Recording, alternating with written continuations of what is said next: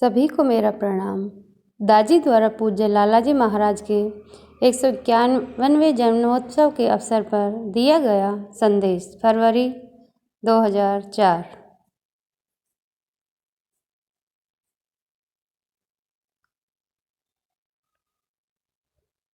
अपेक्षा न रखें, दूसरों में पूर्ण आदर्श की तलाश न करें।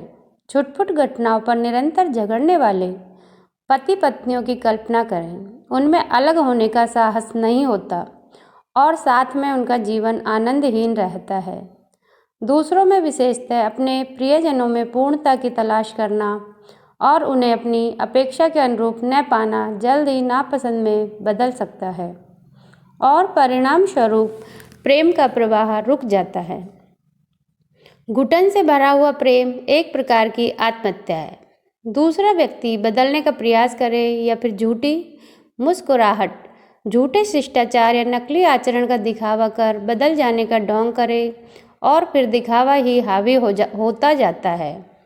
इससे एक ऐसे वातावरण का निर्माण होता है जो दिखावे और ढोंग की मिसाल होता है। इससे यही निष्कर्ष निकलता है कि खुश रहने के लिए अपेक्षा ना करें। तीसरा है, सौदेबाजी कभी ना करें।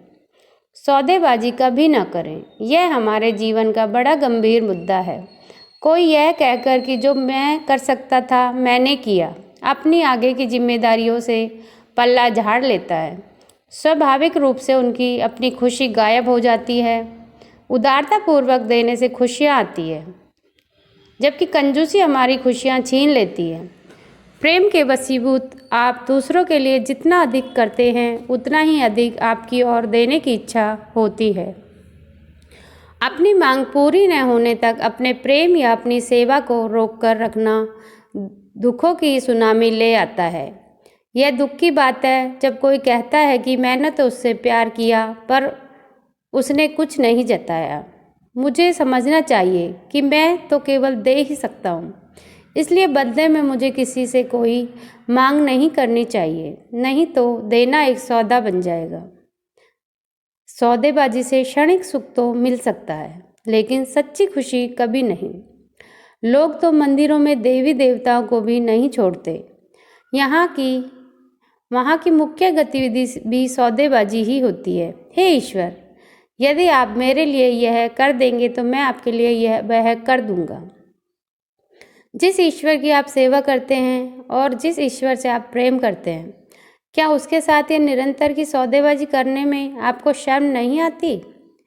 या क्या फिर आप यह सब अपनी स्वार्थ सिद्धि के लिए करते हैं? जब आप मन ही मन यह जानते हो कि आप धोखेबाज हैं, तो क्या सचमुच में आनंद उमड़ पाएगा? जो भी दूसरे के साथ धोखा करता है वह अंततः स्वयं को ही धोखा देता है। चौथा है, सभी के प्रति कृतज्ञ रहें। कृतज्ञता का भाव मुख्य रूप से तभी उमड़ता है जब हमें जो प्राप्त हुआ है वह हमारी अपेक्षाओं से अधिक हो। हम हमेशा कृतज्ञता के भाव में कैसे रह सकते हैं? बिल्कुल भी अपेक्षा न रखें। तब हम हर चीज़ को एक बोनस के रूप में आता अनुभव करते हैं और उसे कृतज्ञता सहित ग्रहण करते हैं। संतोष एक अच्छी चीज़ है, लेकिन कृतज्ञता एक उच्च कोटि का गुण है, क्योंकि इसमें हम हर चीज़ को प्रियतम से मिला एक तोहफा और उसके प्रेम का एक प्रतीक समझते हैं। सभी तोहफों को एक दिव्य आशीर्वाद के रूप में देखना दाता के साथ अत्यधिक जुड़ाव को पैदा करता है और आनंदमयता का अंबार लग जाता है। पांचवा है, अपने और अपने प्रियजनों के प्रति अपनी पूर्ण प्रतिबद्धता निभाएं। चुराई गई किसी भी चीज़ का आप पूरा आनंद नहीं उठा सकते। यदि आप आम चुराते हैं तो उसका स्वाद उतना मीठा नहीं लगता जितना कि सही प्रकार से प्राप्त किए गए एक आम का। कुछ लोग भीतर के इस भारीपन को चोरी करने से प्राप्त हुए गर्व एवं खुशी के एहसास से ढकने का प्रयास करते हैं, लेकिन यह तो अपने अपराध बोध पर सिर्फ लीपापोती करने के लिए होता है। इसी प्रकार अपने व दूसरों के प्रति अपने पावन कर्तव्यों के निर्वहन की अपेक्षा करने पर हम इन जिम्मेदारियों की पूर्ति के लिए मिले समय के जरूरी संसाधन से हाथ धो बैठते हैं। इसके बदले हम जिस गतिविधि में व्यस्त रहते हैं वह गतिविधि अपना स्वाद खो देती है और उसमें विकास की संभावना को चूक जाने का एक मलाल शामिल हो जाता है। इसके विपरीत पवित्र कर्तव्यों को पूरा करने से आनंद की असीमित अभिव्यक्ति होती है। आनंद को एक सात्विक दशा समझा जाता है। सुख की तामसिक या आकांक्षाओं की राजसिक प्रवृत्तियों के विपरीत इसका संबंध सूक्ष्म गतिविधि से होता है। दिव्य चेतना में किया गया कोई भी कार्य सात्विक हो जाता है।